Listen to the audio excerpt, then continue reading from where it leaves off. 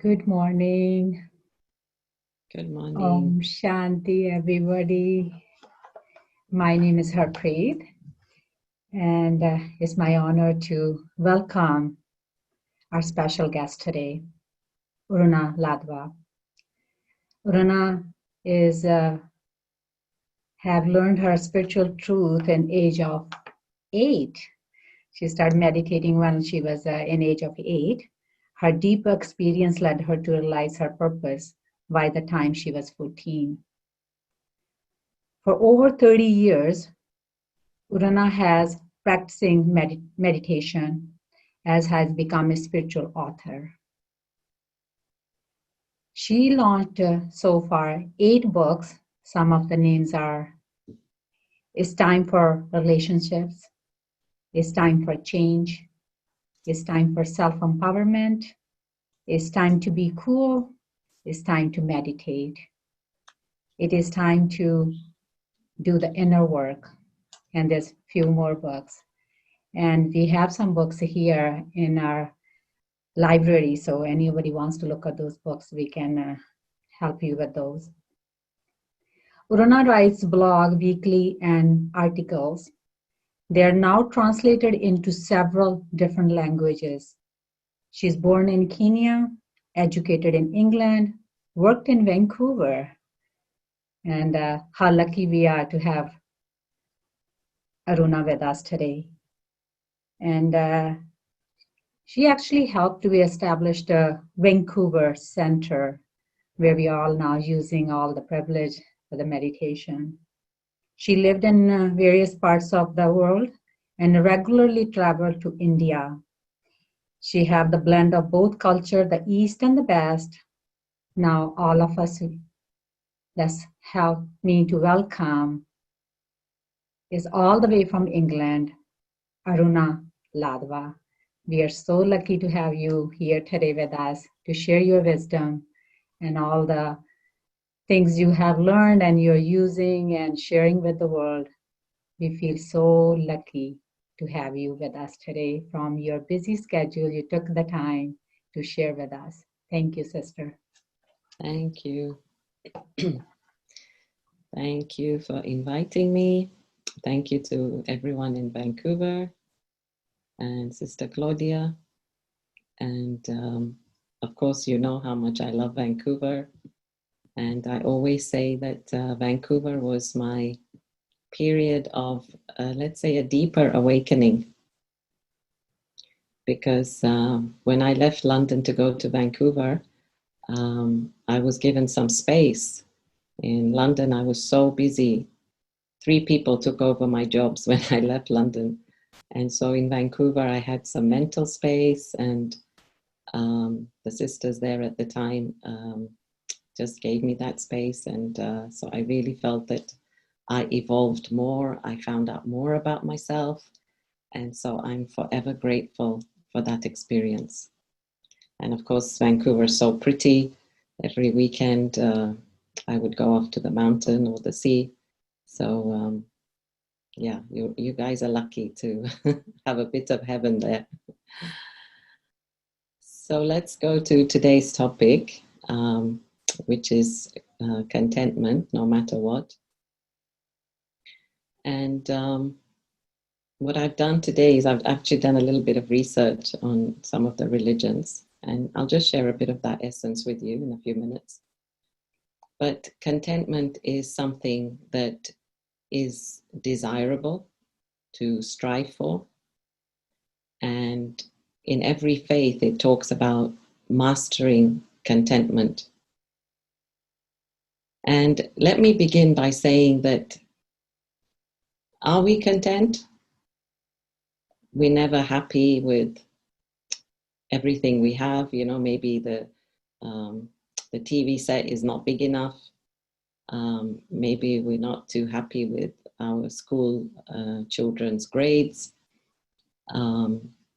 Maybe we're not happy with our jobs, our spouses. We're not happy with the education system. I mean, we can just go on and on about the things that we are not happy or content about.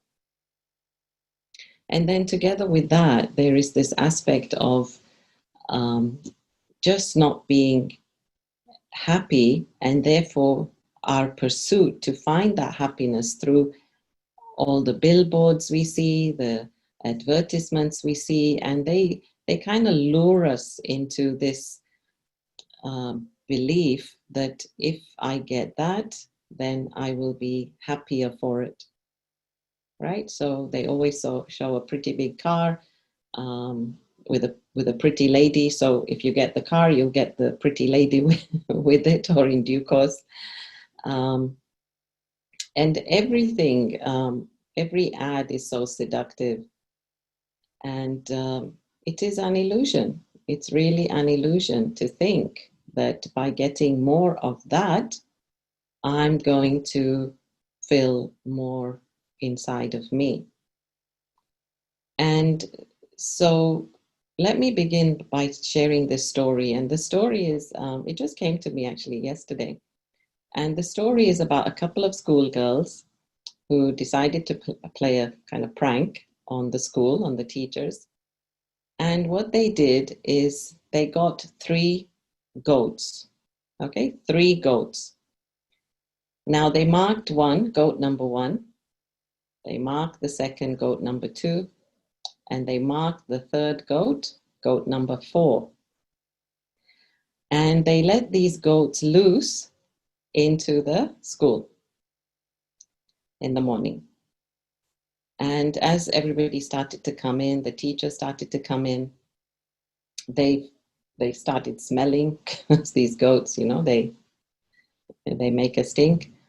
So they started smelling the goats, and they thought something's wrong. They started looking for the goats. So they found goat number 1, they found goat number 2, they found goat number 4, but they couldn't find goat number 3.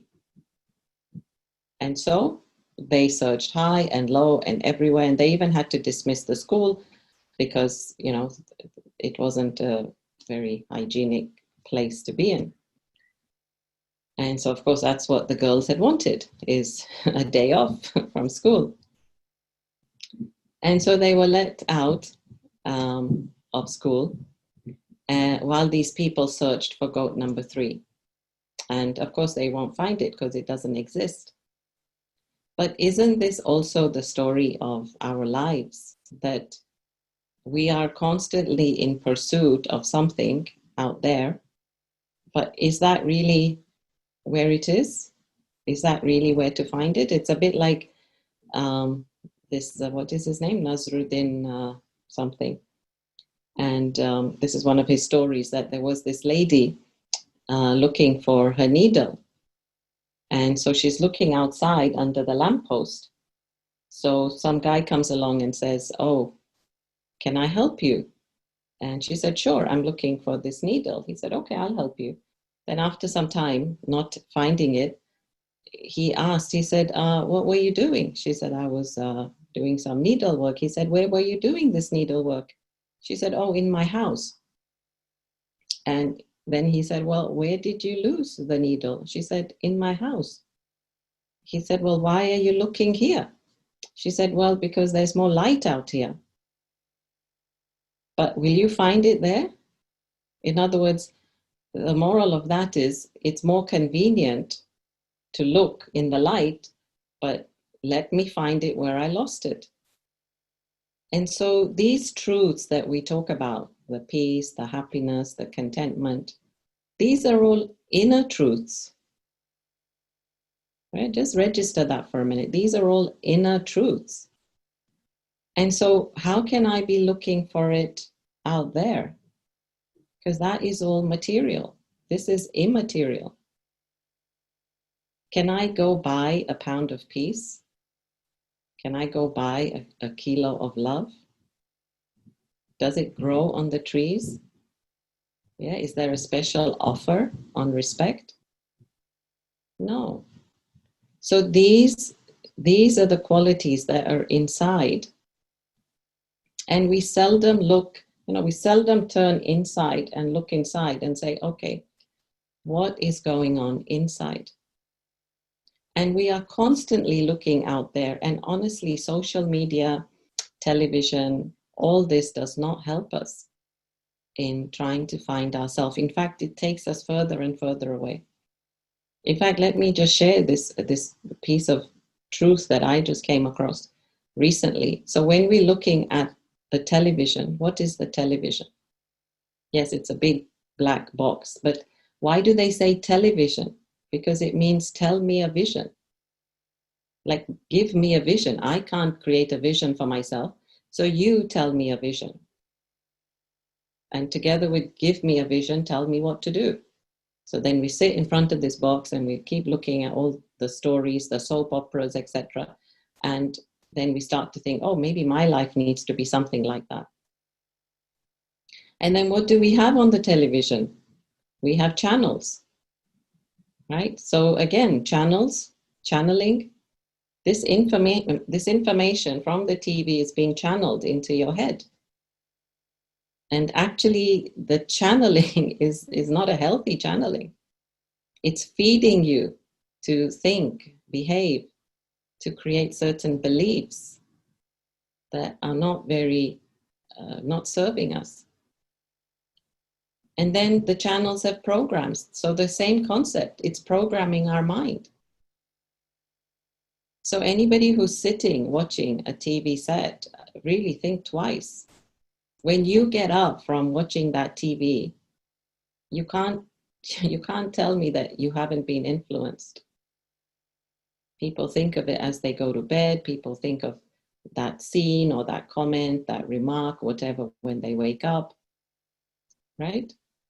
So we have to be very clear about what we are taking in as information, because the more we see out there, the more discontent we're going to become from within. And I've got a few quotes as well, which I'd like to slip in from time to time. So let me say this one now. Mahatma Gandhi. I moaned because I had no shoes until I met a man who had no feet. Right? So let us be content with what we have and not always go seeking what's out there. So yeah, let me just take you through that. I found this quite interesting as I started to think about this topic. So as I said, most religions have this concept of contentment. Like, this is the question: is contentment the journey or is it the destination? And I think it has to be the journey. It's not just the end goal where I say, okay, I'm content. I'm content, and then what? Shouldn't I be content along the journey? Because doesn't contentment mean a sense of happiness, a sense of satisfaction, a sense of being okay with how everything is? And if I'm not content, then I'm restless, I'm peaceless, which means I want it differently, right? So is it better that we try to fix the world, right, with all its millions of problems? Or is it better that I fix myself, which is one problem? So isn't it better that I fix my outlook, my vision, my mindset, my perception? And then really whatever I see around me will be good, will be nice. So let's begin with Hinduism. So Hinduism actually believes in the concept of santosh, to be absolutely content. Santosh is known to be contentment. And it says here, very interesting, it says that there are 4 states. Well, let's say there are 4 soldiers who guard the road to moksha. Moksha is eternal liberation. One is dhiraj, which is patience. And they have in brackets peace of mind. Patience is peace of mind. Atma, which is the self, the soul, or self-inquiry. Santosh, contentment, satisfaction. And 4th is wisdom. And it says, if you can succeed in making one of these your friends, then the others will be easy. This one will introduce you to the other 3. So it talks of, yes, befriending the soldier of contentment, but it also talks in another sutra about making santosh your state, your highest state. It's called the highest heaven. or the highest bliss. To be absolutely content. And in yoga, the physical yoga, everything that we do, all the physical postures, all the breathing, pranayam, etc., all the concentration, the discipline, it's all to contribute to a state of deep contentment. Actually, in this context, deep peace is synonymous with deep contentment, pure contentment. In the Buddhist sense, contentment is freedom from anxiety, want, or need.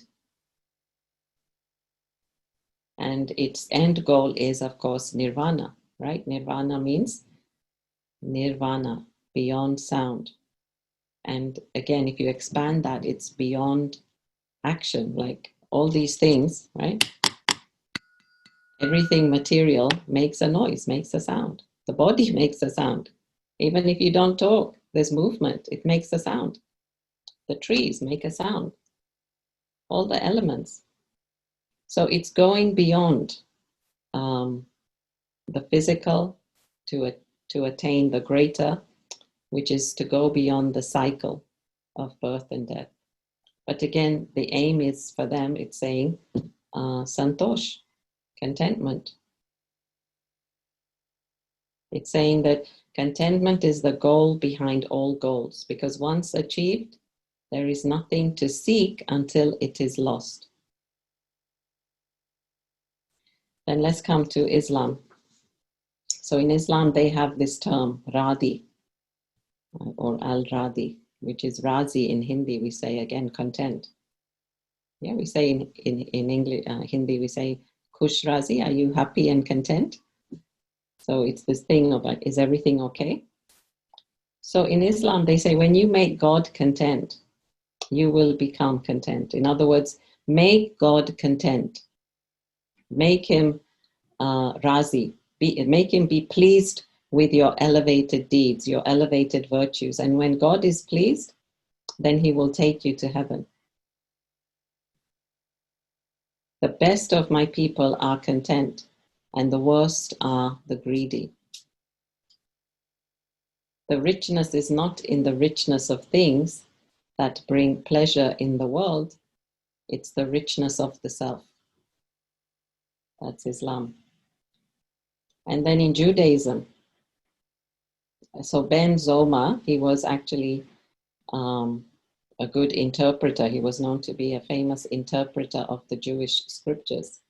And he says, the one who is rich, now who is rich? Those who are happy with their portion. In other words, those who are content with their portion. Who seeks more than he needs hinders himself from enjoying what he has. Seek what you need and give up what you need not. For in finding what you don't need, you will learn what you really need. Isn't that true? In the knowledge of knowing what we don't want, and this is an exercise you can do, in the knowledge of knowing what you don't want, you can know what you actually want. So many times we say, I don't want that, I don't want anger, I don't want conflict, I don't want stress, but I don't actually know what I want.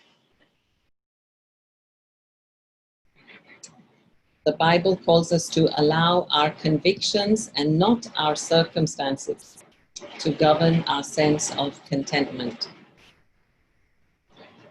So what the Bible is saying is, be convinced that the Christ power is enough. It's sufficient. Trust in God.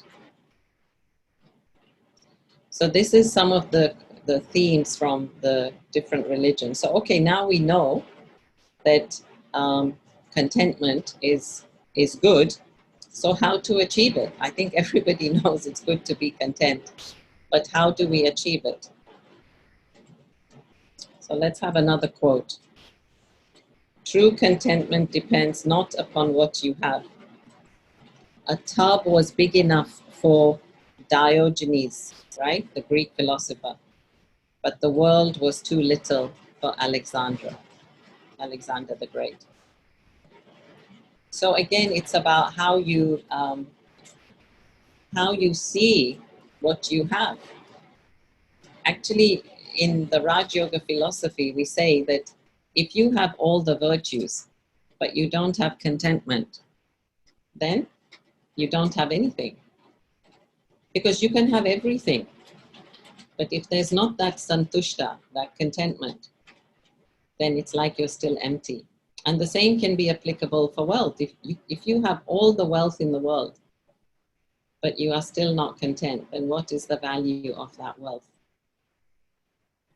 So here's another story. So here the story is that there was a king who thought, okay, let me go and check what's happening in my kingdom. So he set off on his horse, kind of a bit, concealed, camouflaged, so he couldn't be recognized. So he set out on his horse, and he noticed everybody he asked, they were not happy. They were not happy with the way the king ran the kingdom. They were not happy with food. They were not happy with this and that. And then he came across this one man who was kind of digging in the field. So he asked this old man, he said, "What are you doing?" So the old man says, "Well, I'm digging." He said, "Yes, I see. Why?" So he said, "Well, I want to plant some mango seeds." And the king asked, "Well, I'm sorry to say, but you're a bit old. Are you going to have enough time to see the mango seeds come up?" And he said, "Well, maybe not." But he said, "I got these mango seeds from my forefathers who planted the mangoes before me. So it's my duty to plant those seeds for those who are coming after me."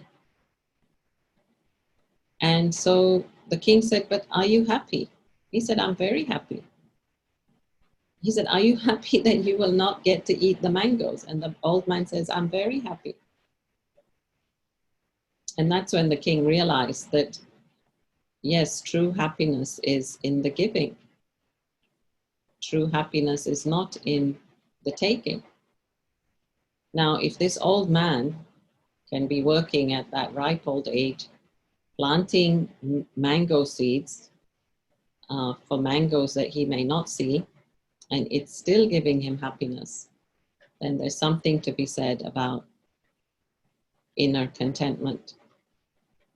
And so this is what for me too, let me talk about me for a few minutes. It's been a process, because this has been a journey, this whole path of Raj Yoga, where you are forever, sorting out what is needed, what's not needed. In fact, even the scholars in Hinduism, they are also constantly debating that even to have the desire to be desireless, is that not a desire?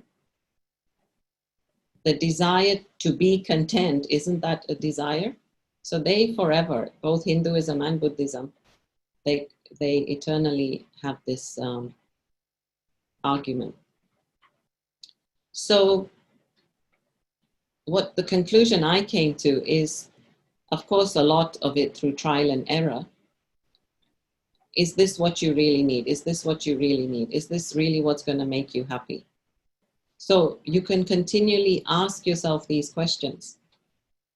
In the pursuit, and I keep saying pursuit because we are forever chasing, we are forever, in a way, running the rat race for attaining or claiming those things. But is it going to make me happy? Has my past experience proven that to be right? And so we come to say practical things, like, especially for women, okay? How many shoes are enough? How many handbags are enough? How many suits are enough? If I'm not happy with my wardrobe, which is full of all colors and a variety of garments, then there's something inside of me, there's something here, especially Indian ladies who have so many beautiful saris. And still they still want to get another one for this occasion. even if nobody's seen half of those. But no, there's not the contentment inside. And so I need to look different. I need to look different, or I need to feel different inside. And so that's why there's something to be said, you know, about white robes or simple robes. Because when you wear simple clothes, you don't spend half an hour looking at the cupboard and asking yourself, well, what will I wear today? Actually, when I was in one retreat in Italy, again, it just came out of my mouth. I hadn't even really thought about it. But I told that group, I said, okay, if you can't wear white, why don't you just limit the number of colors that you do wear? So you say to yourself, okay, I'll only wear blue, or blue and white and green, whatever, like choose few colors. In other words, just simplify your life. And actually that really hit them. And many of them commented afterwards how, well, that's a good idea. I think I'm going to go and do that.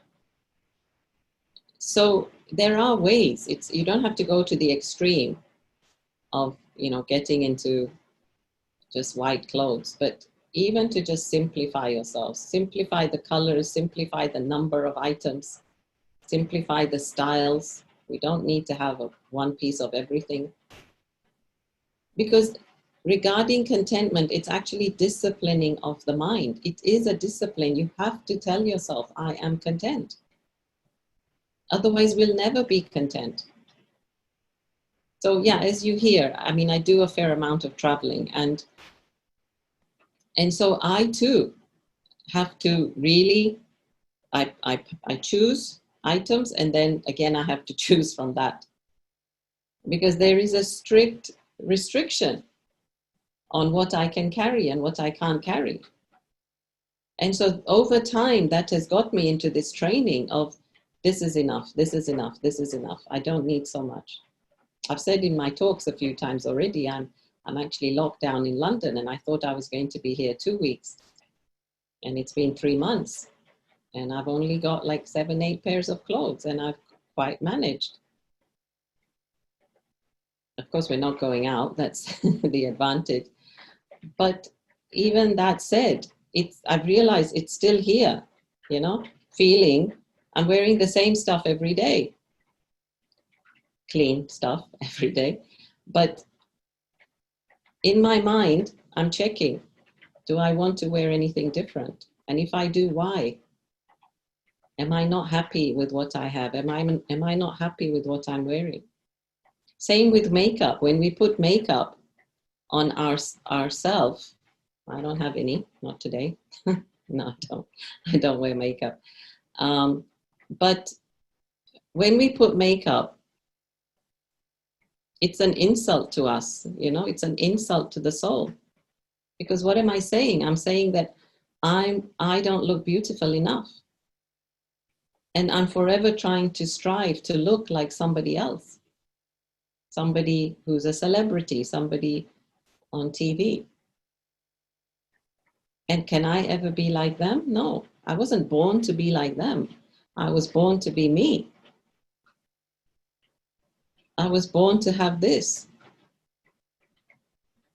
And so let me be happy and content with what I have. Because really, if I'm not happy with a little, I will not be happy with a lot. Really, luckily, this was taught as our family, or let's say mom's guidance. She always used to say, be content, be content. Be content with your lot. In fact, this is, I think, what religions talk about, is be content in the situation you are put in. Of course, I'm not talking about abusive situations, extreme situations, but generally speaking, be content with what life has given you. Am I seeing the glass half full, or am I seeing the glass half empty? When we're constantly comparing with what the neighbor has, I cannot then stop to see what it is that I have. And if my attention is always out there on somebody else, then how can I even stop to admire what is inside of me? I can't, right? Let's have another quote. Wealth is like seawater. The more you drink, the thirstier you become. Wealth is like seawater.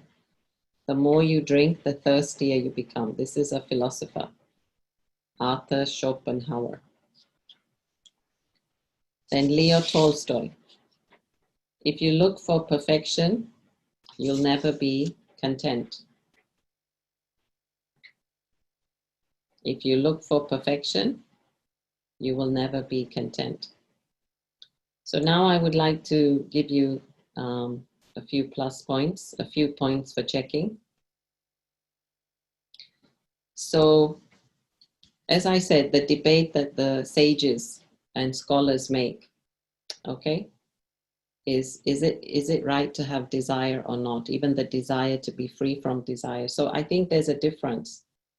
There's a difference between the mindless pursuit of craving and the mindful pursuit of your needs. Because in the pursuit, as we sit here and meditate, we are becoming peaceful in the process. In the world out there, in the pursuit for material objects, we lose ourselves, we lose our power, our inner strength. So you can say that this practice of contentment, or the journey of contentment, or the process of contentment, actually makes us more and more powerful. Because think about it, if I don't need something, I'm not a slave to it. You know, in Buddhism, they are only allowed to have two brown, these robes. And if somebody gives them a third one, in 10 days, they have to renounce one of them. In 10 days, they have to renounce. They can't say, oh, somebody gave me, I'll keep it. And they just have like 5 or 6 items. Their Buddha bowl, this begging bowl, they call it, 1 or 2 things. They don't even need a comb because they don't have hair. I mean, just few things. And yet they're happy with that. Can we be as happy as them? So, okay, here's some points for you to think about. Slow down. Slow down, right? Leave space between your appointments. Try to breathe more deeply. Like even when you get in the car, you're going from one place to another. Just try and slow down. Just try and breathe, because this feeling of contentment is about being present here and now. It's not, oh, there and there and there, or faster or quicker, or let me get there, let me do that. More does not mean better. So as I slow down, and let me emphasize, it's not about being inefficient. It's just about respecting the self, being present with the self, acknowledging everyone, everything around you. And that air of contentment, as I said, will really empower you, empower the soul. So yeah, breathe, slow down, leave space between, 2 things. Don't make your appointments so fine or your tasks so tight that you don't have space, because that makes us very restless. And then stop and ask yourself, every time you go to buy something, stop and ask the question, do I really need this? Is it like need, or is it want? Is it useful? And how many of you, I'm sure we're all guilty of this, how many of us buy things because it's cheap, because it's a sale, and I better buy it now because I won't get it later? Well, that's exactly what they want you to do. And they don't care, because as soon as they've got your dough, right, your cash, they're happy. But then we hoard all those things into the house, and every item in your house is energy. Imagine you walk into a simple room. How do you feel? Imagine you walk into a really cluttered, dusty, dirty room. How do you feel? So everything is energy. So think about the next thing you bring into your house. Next, learn to enjoy the simple things in life. This is really important. Learn to enjoy the simple things in life. So here I'm in Hounslow Center, and they've got some beautiful roses that have come out in the garden. And I go around, not every day, not all day, but from time to time, just admiring them. Just admiring them, just looking at them, smelling them. Yeah, I'm busy, but I think it's so important to be in touch with nature. And then I've made some friends with the squirrels who come and make a mess sometimes in the garden. But for me, it's a treat to see these animals, because in the Middle East, I don't get to see them roaming like this. So I'm just telling you the little joys. And then the tree here is a walnut tree. So they keep picking the walnuts, the squirrels. They keep making a mess. But, well, because I love them so much, I don't mind them making a mess. It's a pain for those who have to clean it up. But yeah, I'm just saying, find for yourself simple joys that obviously are not to do with social media, multimedia. Try and make them natural. Maybe just observe the setting sun. Maybe just observe the shapes of the trees. This, in a way, is a kind of meditation as well, honestly. Oh, the other thing, yeah, that just try to observe somebody doing something in a very loving, caring way. I mean, I live with two angels here, really. Nimu Ben and Marian Ben, they're really wonderful. And it's like, really, they're angels. There's no noise. It's just calm, quiet, angels walking around. It's lovely. And then count your blessings. Count your blessings means what? Again, we don't stop to see how much we have been blessed by what we have.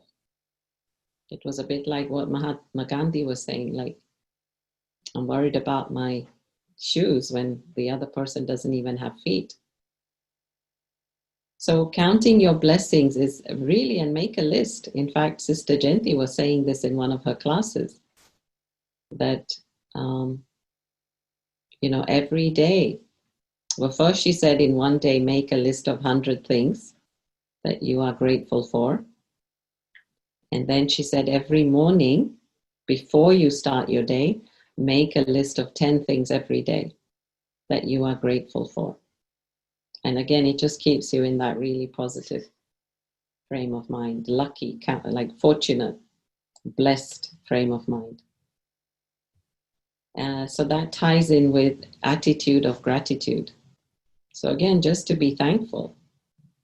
Like we had sunshine, that was great. Now we have rain, which is great because everything had dried up.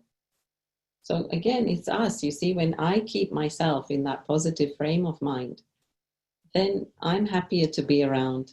Others appreciate me. It's a bit like that saying, right? Are people happy when you arrive, or are people happy when you leave? When you go to somebody's house, right? Do they say, when is she going? Or do they want you to stay longer? So that will depend on how you are as a guest, right? If you are constantly complaining and wanting things different, you're not content, they can't make you content, you're not happy with this, the food, etc., then what's going to happen? So they'll say, you know what? It's better you go. And then let go of what you can't control. Let go of what you can't control. There's many things we can't control, but what we can control is what is here inside of us. We can control our moods, our feelings, our thoughts. We can control what we see. We are looking, but what are we seeing? Right? We are hearing, but what are we listening? These things we can control, can't we? And the last point, can anybody make us happy or content, or is it us, only ourselves? It's only ourselves, isn't it? Because somebody can come and put 56 varieties of food in front of you. This is also in the scriptures. They can put 56 varieties of food in front of you, but if you inside are not happy, you will not touch any of that. So the world can give you everything, the universe can offer everything to you, but if I myself am not content and happy from inside, then what can the world do? Yeah. And so, another quote, God gave me nothing I wanted. He gave me everything I needed. God gave me nothing I wanted. He gave me everything I needed. Okay, so I'm going to stop there now and take any questions, or should we do a meditation? I forgot what's the sequence. Harpreet, shall we do meditation or?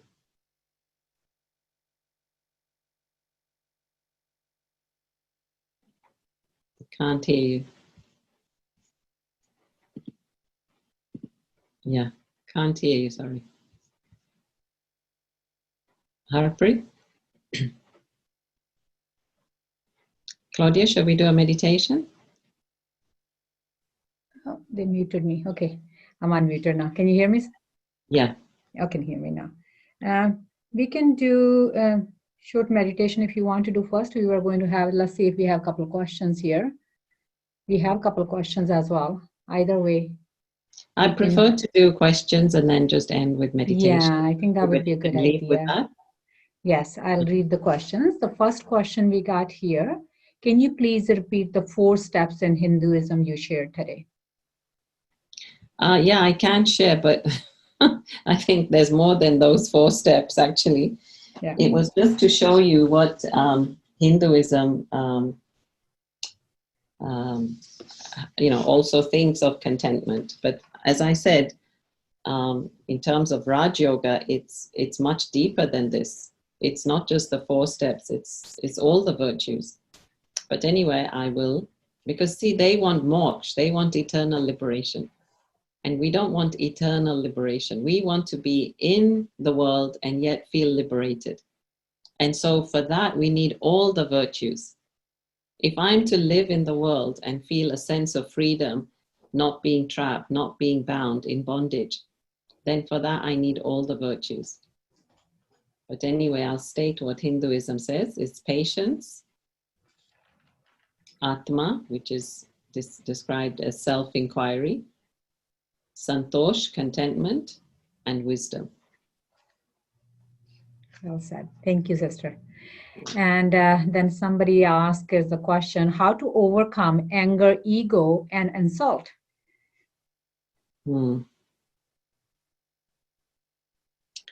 How to overcome? That's a big question. So how about looking at it another way? How about instead of saying, how can I overcome that? I assume it's the person's own anger, right? Or is it somebody getting... They didn't elaborate on that. All they said is how to overcome anger, ego, and insult. Yeah. Well, see, this is the point. If you do the Raj Yoga course, you will realize that we actually get hurt because of our own vices. It's the anger within us that clashes with the anger of the other person. So imagine if somebody comes to me with anger and all I have is calm and peace, then it doesn't clash with the other person, right? Yes. Imagine the calm is the water and the anger is the rock. It's 2 differing elements opposing each other. So And if it's water, the water will round off the stone in due course. Now, in terms of ego, ego is a big one. Same concept, if I have an ego, then yes, you will hurt my ego. But if I don't have ego, there's no Nobody can ego hurt. to hurt. True. Right? So insult also, why do I take it as insult? Again, let me change my perspective and let me say, oh, okay, that's a positive criticism. Let me see what I can do with it. And now I know that takes a lot of courage, but again, it comes from a sense of self-respect.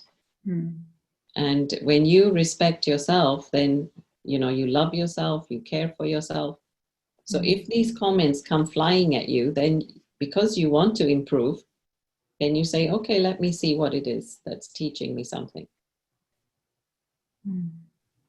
So really take it as a lesson rather than as a complaint or a criticism. Beautifully said. Thank you. Lots of thank yous. Lots of people have enjoyed the talk, and this is very simple because I think all the teaching is because she's using herself. That's why the person is already that's why everybody's the heart been touched. And the other question there is, what is a daily practice I can start? No name was mentioned. It was just a private question, and I can practice to the start that is to feeling that contentment. I believe they're talking about. What was the question again? What is the daily practice I can start with right now? Okay, so daily practice, every morning you sit with yourself and just start with this attitude of gratitude. No matter what's going on in your life, and all the problems right now, maybe you've lost your job, maybe you don't have enough money, whatever the situation, and I know there's a lot of extreme cases going on. But despite that, that's right, I wanted to come to that second part of the topic, which is no matter what, right? We didn't cover that. So be content no matter what. And when you just conquer that, when you kind of just get over that hill, then honestly, I promise you, everything starts sorting itself out. Like your energy, because your energy is so positive and powerful, then things will start coming your way. In fact, I want to give you, as you said that, let me give you an example of when I was in Vancouver. So when I was in Vancouver and I was working for some time, and then I was fired from my job. And then I didn't have work, and I could see my income going down and down and down. And you won't believe it, I had just enough money for the next, the rent check. And yet, you know what? Again, because of this knowledge, I was still eating avocados. I was still cooking nice meals for myself. But I just had enough money for the next rent check. That's it. Of course, I would then ask whoever I needed to ask, but I didn't want to ask. And then you won't believe, one of the ladies who had interviewed me somewhere else in another job, which she said, she didn't want me, she sent me an email. And she said, Aruna, I'm just thinking about you. Did you find work? Are you, okay? And she said, if you like, I can have a look at your resume. So, of course, you take up these opportunities. So I took up the opportunity. I went to her to meet her. And, of course, she was the president of this company, organization. It was a nonprofit organization.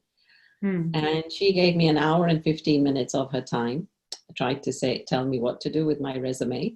And then at the end of all of that, she said, look, I know you're highly qualified, but if you want to do something which is more clerical. And I said, yeah, okay, I don't mind.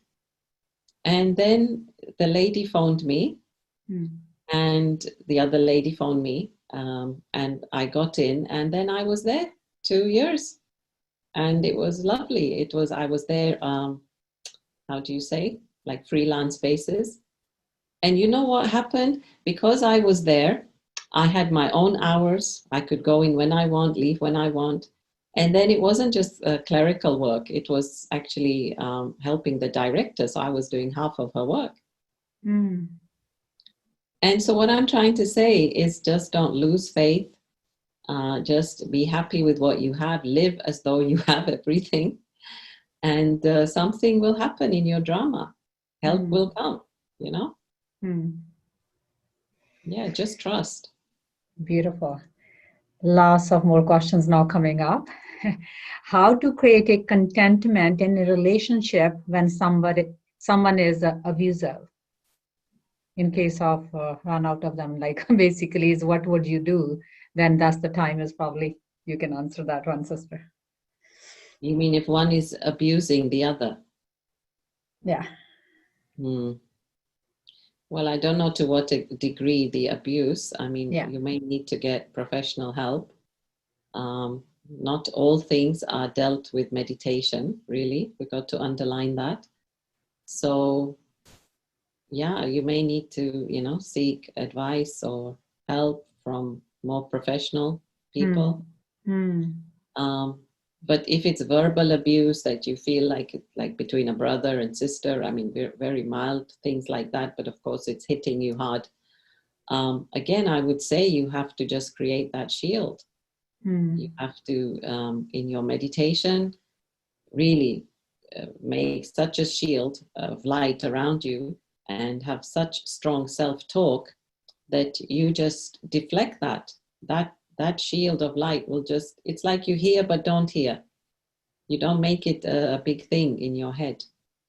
You don't allow it to affect you. You don't become emotional. You're still grounded in knowing who you are. You see? Beautiful. Yeah. Thank you. Another question just came up and they're asking is, they really enjoy the talk and probably students of Raj Yoga, they're doing it. They said is cannot connect properly. So how can I connect with the light? Is in Raj Yoga we learned. Still cannot connect. Yeah. Well, first I have to consider myself to be a soul. When I consider myself a soul, then I can connect with the Supreme Soul, Supreme Light. So I cannot connect with God for as long as I think I'm this body. It's not the same frequency, you see? Like the telephone lines, they need a certain frequency. With all this 5G, right? From 3G to 4G to 5G, they're all different frequencies. And so to connect with God as the supreme light, I need to be light. I need to be, say, double light. Be double light, which is light as in bright light. See myself as just light, not anything material. And I need to be shining. My light needs to be shining and happy, not a dull light. Not dead and dull and depressed.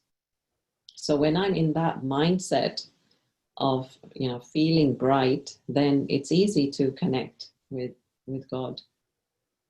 Yeah. Beautiful. Thank you.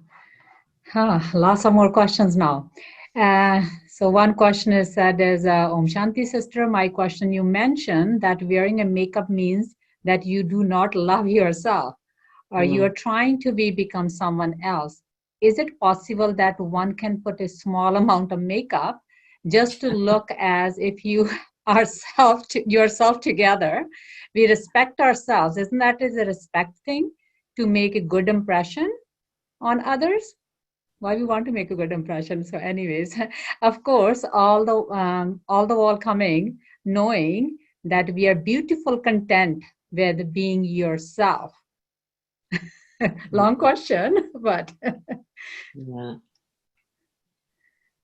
Well, it's personal choice. But yeah, begin to reduce it. Because I've seen this actually with students of Raj Yoga. The more you get comfortable in your skin, the more you get comfortable with being who you are, you don't dress to impress, really. And actually, what I've noticed is people just love your spirit and they go beyond your makeup.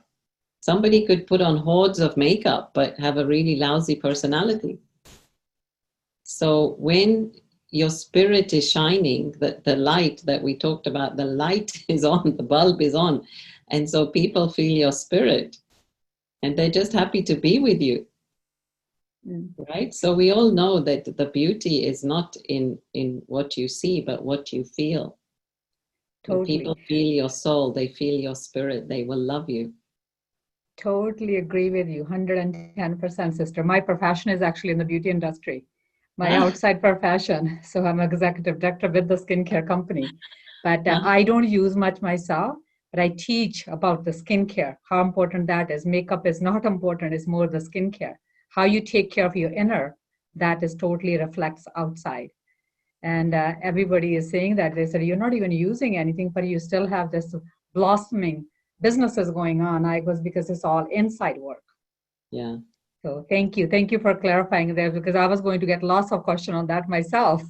No, but also what you just said, inside, let's just clarify that. Like, it's also what you eat. So when you Yes. start eating healthy food, then, you don't get all these pimples, etc. Mm-hmm. So food is a big part of, yeah, we didn't even cover that. Like, how content are you with what you eat? That But means we have to invite you again, sister, because yeah, there's lots of things as we would love to have that. It's a great, everybody's enjoying it. More questions are coming up. The modern device, TV, phone, and the tools of the day, can I reduce my dependence on these? How can I believe they're asking that question because today we are dependent on lots of social media, how we are connecting these days. That's what the question is, I guess. mm.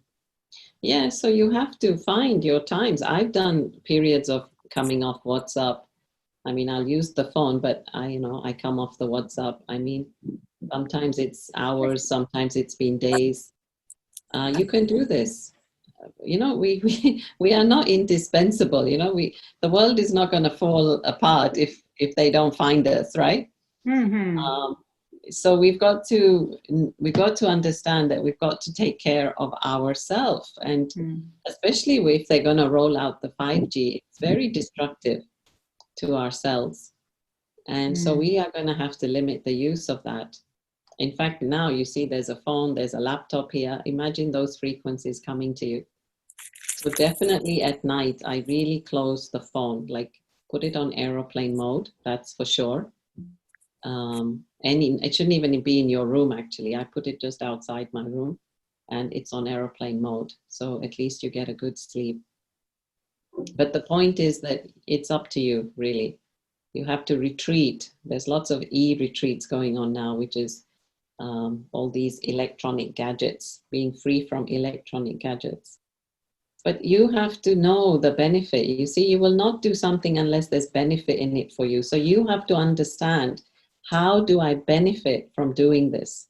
I think that's what you have to get into your mind. How Totally. damaging it is by constantly being on it. In fact, even yesterday, I got another video of this a little family. They must have done a home video, actually. So it's a dad and a boy and a girl. So the boy and the girl are going to school. The girl is older. She's teaching the boy. Well, she helps the boy with his homework and everything. They hold hands. They go to school together, and they got good reports. So she got 97, and he got a B. He got an A. And then, because they did so well, the father bought them a cell phone. Well, he took the phone, he got it for her. Then she's continually on the cell phone and not giving any attention to the little boy. In fact, getting annoyed because he's harassing her. And then the next report, she got like 30 something and he got a B. And then she realized that it's because of the cell phone. Then she hands over the cell phone to her dad and says, I don't need it. So there's many videos like that, proving that it's such a distraction. So use it. All the tools we have are good if we use them in the right way and not if we overuse them. Yes. Well said. Thank you. Next one, I think we have a few more questions. So I'll just pick the similar one, then we will just skip those. And I can create the contentment, but how do I maintain it during the day? How can I bring about during the day about that contentment, staying content all the time? Mm. Well, it's a choice, isn't it? It's a decision, Mm-hmm. it's a choice. And also it's a practice. You have to practice. You know, practice makes perfect. Mm-hmm. So again, you have to convince yourself that yeah, it's good to have less. It's good to have little, and you will tune your mind to that actually. And this cannot be forced. I mean, you have to do it with your heart. You can't force this on yourself and say, right, I'm going to live with, two sets of clothes and only eat a carrot, and not like that. But understand, that's why we have the knowledge. You see, knowledge helps us to understand. And then the meditation helps that knowledge to really sink into the soul, like it solidifies. I always say that knowledge is like the bricks and the meditation is like the cement. Mm. And the two together then are able to build some character, some Mm. structure. But just a point by itself and just meditation by itself, it has its benefits, but you can't create anything as such. So with understanding, I take this point, I say, okay, contentment, what does it mean to me? Do I want to practice contentment? How do I benefit by being content? And then I start talking to myself. I'm saying, yes, it's better to have less. Look at the time, the money, energy I save by having little or less. Mm. And then I have more time for other things. So you see, I've convinced myself that it's a good thing to do. Totally. Beautifully said, sister. Um, okay, let's see.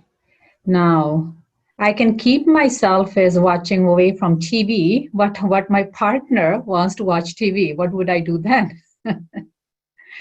So again, it's a I, choice, I guess. I can stop watching TV, but my partner wants to watch TV. So the Mhm. point is what, I have to sit and watch TV with them. Probably that's the point is like that is a, I can keep myself from watching TV, but what if my partner wants to watch? So let him watch. Let him watch and you be doing something else.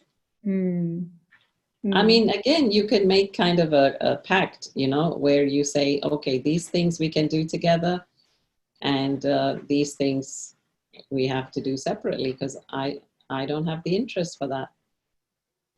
I mean, I think in any partnership, you should be given some space. So definitely have your meals together without the cell phone on the table. Definitely cook together. Definitely go out together. But if you find that something is detrimental to your soul, then I don't think you have to sit and suffer. I don't think your partner would like you to sit and suffer you going through that. So have a conversation, just communicate, or watch something that's educational, or watch something that's more interesting rather than just rubbish on the TV. well said, well said. And let's see, lots of thank yous, brilliant talk, great insight, wonderful. We really enjoyed. Lots of people are posting things. So another question privately came. If the drama is predestined and same time we need to make an effort, can you shine some light on that? Is if everything But is predestined, the drama is already predestined, we I think cannot we change have it. a lot of new people online. I'm not sure that they all understand this Yeah, question. yeah. So But just maybe the that sim. could be taken up, yeah, privately. Okay, yeah, we can maybe answer that later. Okay. Yeah, I'll just say for the sake of new people, I mean, there is a philosophy that the Brahma Kumaris offers. And so we believe in cyclical time. So those of you who want to understand about cyclical time, please do take the course. There's linear time and there's cyclical time, where we believe the time cycle repeats. Hmm.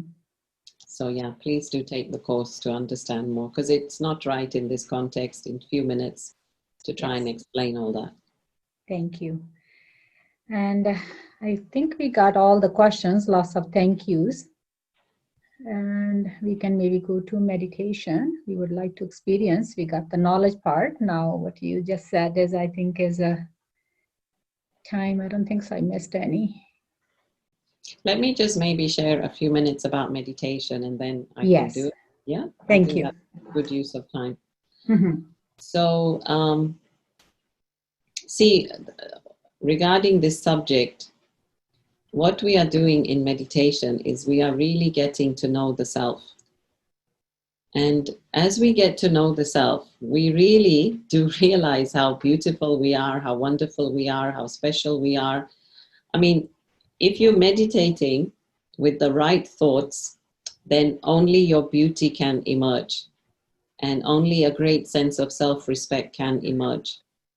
Don't meditate using your faults. Don't meditate using your weaknesses.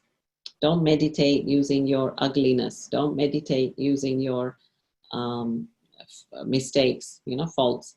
So meditate using your qualities, and then you emerge more of those qualities. So as you emerge more of the qualities, then you become more confident in who you are and what you need to do. So when you become more confident, then you can be a better person, and you can be a better person in another person's company. And so all around, you're happy with yourself, you're happy with others, there's harmony in relationships. And also, in terms of the world, even the people that you don't know, you can then treat them with that kindness. You can treat them with that. If you're content, you can, pass that contentment on to others. Mm. So it all starts from the self. That's why I'm saying meditation is the first step. Mm. But you need a body of knowledge to understand who is the self. As we understand the self, we get to know more and more. It's really like, when a child comes into the family, and with time, the parents have to tell the child, do you know which family you are born into? Mm. Do you know your forefathers have conquered this and invented that and did this and did that? And you start to think, oh, wow, okay. I seem to have been born into a great family. So it's the same. As I get this knowledge of who I am and who's my father, who's my mother, etc., then I start to get a clear sense of who I am. And then I realize that I'm not just this. I'm not just, playing a simple little part. I have a very great part to play. And so then from that place, yeah, as I said, you're able to share more beauty with those around you. So yeah, what I'd like to do now is let's do a meditation on that inner contentment. Okay. Thank you. It was beautiful. Thank you for the time and the wisdom you have shared with us. As we are so blessed to have you today with us. And yes, we definitely want to experiment that. Before I meditate, I'd like to have a thank you, Maruna. It was very great to be with you today. Thank you. Thank you for coming. Yes. So I experienced when you were in Vancouver and you were talking about those times, I experienced how content you were. Even though you were not making money, I still remember I used to go to your place and have a nice dinner. And I said, she's so giving, so giving. No matter how much little she had, she was still giving, So I never forgot those times. I always remember that for me was quite of a lesson too. So you were very content. I never saw you complain because you didn't have a job. No complaints at all. So thank you for being with us and then explain more about this. Thank you. Yeah. Your time. Actually, let's tell them also the story about the finding the flat. Yeah. So what happened is I was staying somewhere and I was looking for another flat. And so one day, Sister Claudia said, why don't I take you to, look around? And there was this specific area, the English Bay, where I wanted to stay. So she drove me that day, and she dropped me on the road while she looked for parking. And I'm looking at this rental board. And this man comes from opposite the street, and he asked me, are you looking for a place? And I said, yes. And he said, well, I have a flat in my building.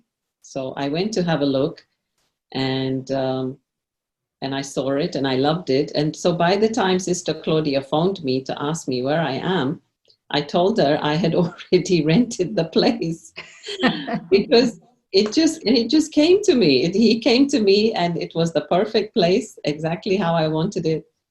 And so that was done in like minutes, wasn't it? Do you remember?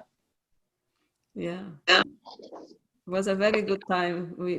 I really enjoy it. I always remember those times. Yeah. Thank you for being with us today. Thank you for the invitation. Share your wisdom. Yeah. Thank you. Okay. Shall we meditate? Yes. Thank you. Okay, yeah. So just sit comfortably.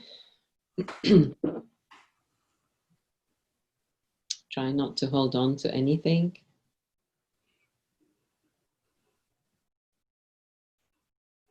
And this is a time that I'm making for myself.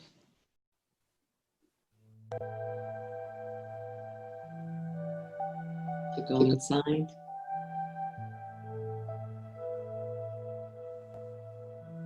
To look at my inner treasures.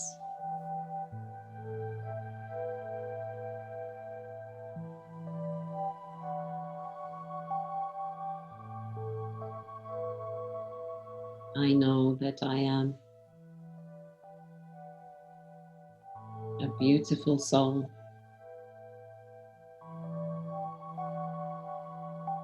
Full of all the treasures, of all the virtues, and all the powers. So I'd like you all to repeat that quietly in your mind.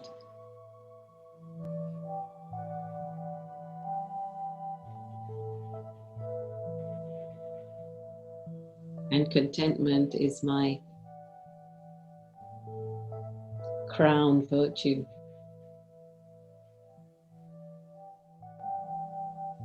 Right now, in this moment, I am just so full.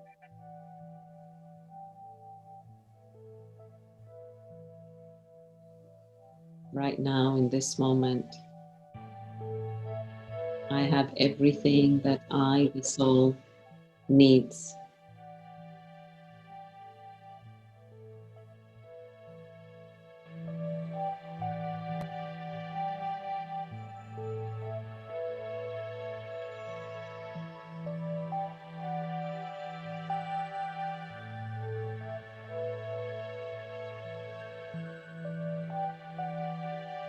Imagine the soul is just filled with so much light that that light overflows into my whole being.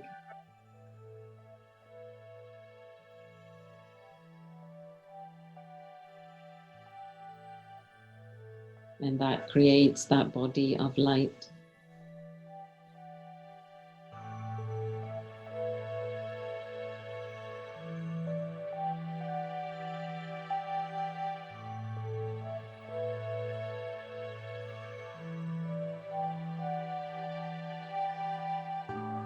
And now I take a few moments to sit under the supreme light.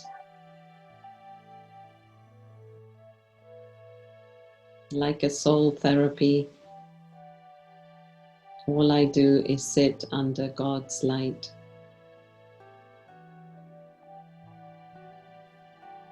Which is a powerful light.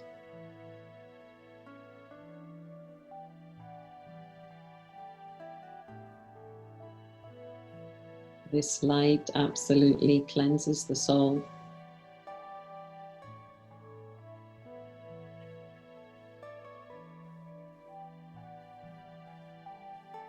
It heals the heart.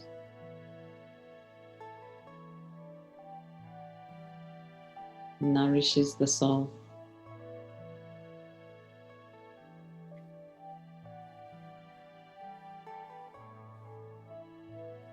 God is the ocean of contentment.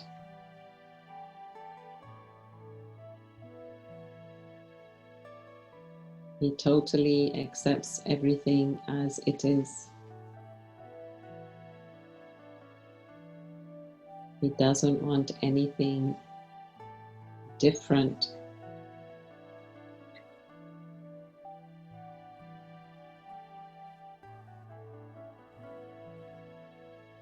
As God wakes up my wisdom, I begin to change.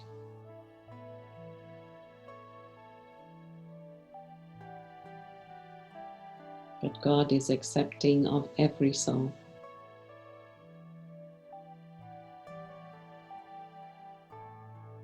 He loves every soul unconditionally.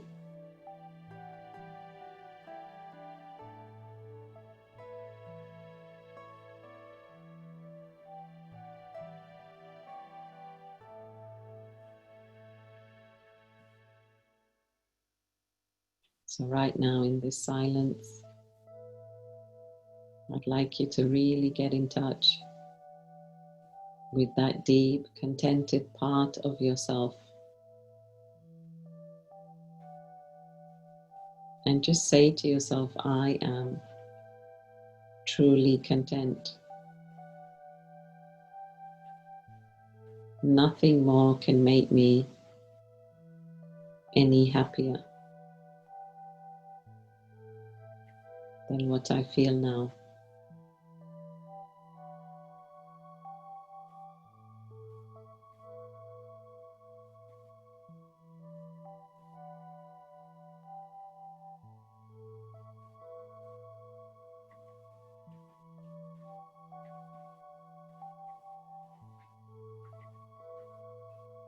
And we come back to this moment,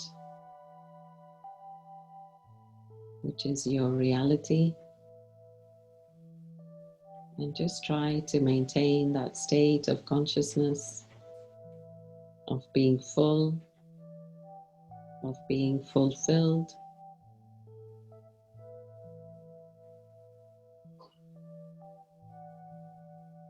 and having that attitude of gratitude.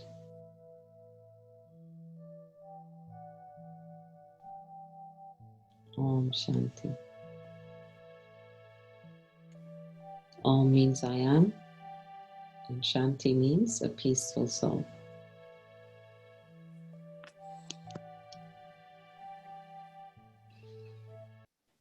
And I think we also have to congratulate you for having the 3 centers, Sister Claudia. So Vancouver has a center in Vancouver, in Abbotsford, and is it Surrey? Yes, yes, sister, and Surrey as well. Yeah, so that is amazing. So it's really good to see the success of that. Well done. Thank you. Thank you once again for your time and sharing your wisdom with us. It was a great learning. Now time to put to practice what we learned. Thank you. Sister Claudia, you want to say your final thoughts? No, I like to thank everyone and say we have some Sister Aruna's books for sale. Yeah. And we can get more if you want. So now I know nobody can come to the center, but after the lockdown, They can also follow the blog if they want. Yes. Yeah. It's timetomeditate.org. Okay. Thank you for sharing that, sister. Lots of people were asking. Thank you. So have a good evening for you and a good day for everyone. Thank you. Thank Shanti, you. Sister Aruna Om Ben. Shanti. Om Shanti.